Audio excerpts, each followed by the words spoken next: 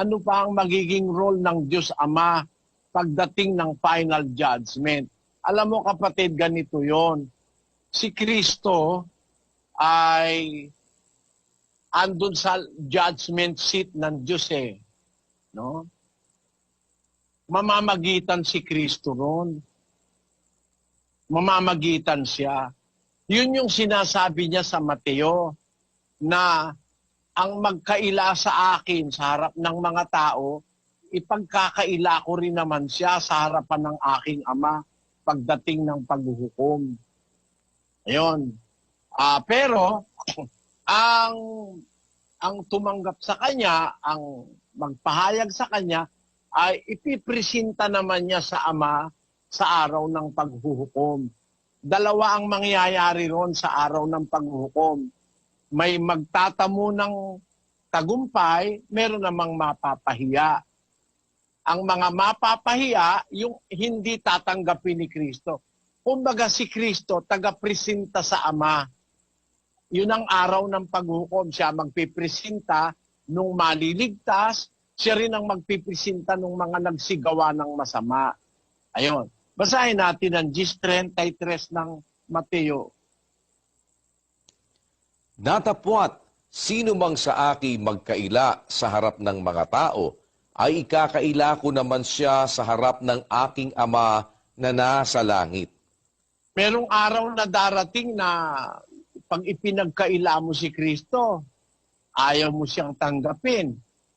Sa harap ng Ama, ikaw naman ang ikakaila niya. Pakinggan nyo sa 7:22 ng Mateo. Marami ang mga nagsasabi sa akin sa araw na yaon, Panginoon, Panginoon, di baga nagsipanghula kami sa iyong pangalan? At sa pangalan mo'y nagpalayas kami ng mga demonyo? At sa pangalan mo'y nagsigawa kami ng maraming gawang makapangyarihan? At kung magkagayoy, ipahahayag ko sa kanila, kailan may hindi ko kayo nangakilala, magsilayo kayo sa akin, kayong manggagawa ng katampalasanan. Noon, magsilayo kayo sa akin. Sa araw na yon, sa araw ng final judgment, kayong manggagawa ng katampalasanan. Ba't niya pinalalayo? Saan niya pinapapunta? Sa Mateo 25:41. Kung magkagayoy, sasabihin naman niya sa mga nasa kaliwa, magsilayo kayo sa akin, kayong mga sinumpa at pasaapoy na walang hanggan na inihanda sa dyablo at sa kanyang mga anghel. Yon, lumayo kayo sa akin. Ano ibig sabihin nun? Pumunta kayo sa apoy na walang hanggan. Yun po kapatid. Kaya sa final judgment, magkasama ang Ama saka si Kristo. Ipinipresenta ni Kristo sa Ama yung mga kumilala sa Kanya, itinataboy naman niya sa harapan ng Ama para pumunta sa dagat-dagatang apoy yung mga hindi kumilala sa Kanya. Meron pa po kayong duda ron, kapatid na Juliana? Ngayon ko po naunawaan na ang ating Panginoong Kristo pala ang magpipresenta. Bali po, ang mangyayari po pala sa final judgment, yung Ama ang hahatol po ba? Opo. Alam nyo, ang Diyos po kasi, ang Ama may final say eh. Meron siyang final say o yung kumbaga siya ang Korte Suprema eh. 15:24 ng unang Korinto. Pakinggan mo kapatid.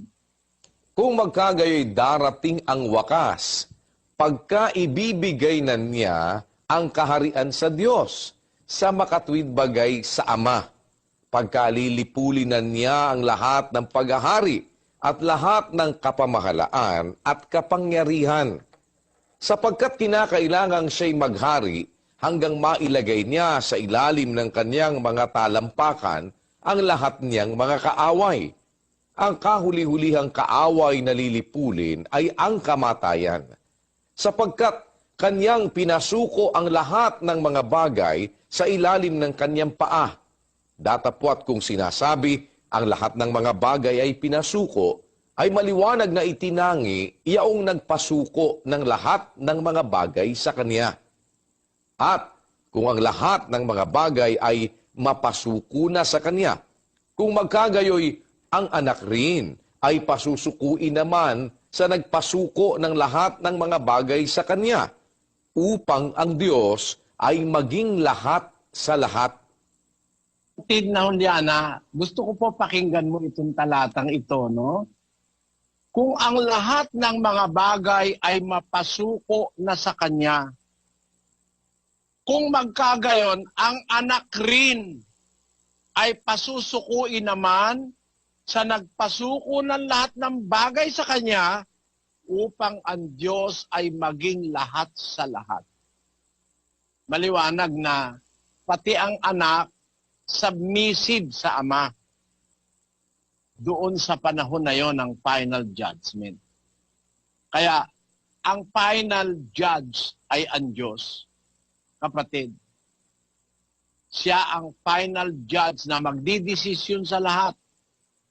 Pwede siyang maawa, pwede siyang magpatawad mismo sa Judgment Day, 2:13 ng Santiago. Sapagkat ang paghuhukom ay walang awa doon sa hindi nagpakita ng awa. Ang awa ay lumuluwalhati laban sa paghuhukom.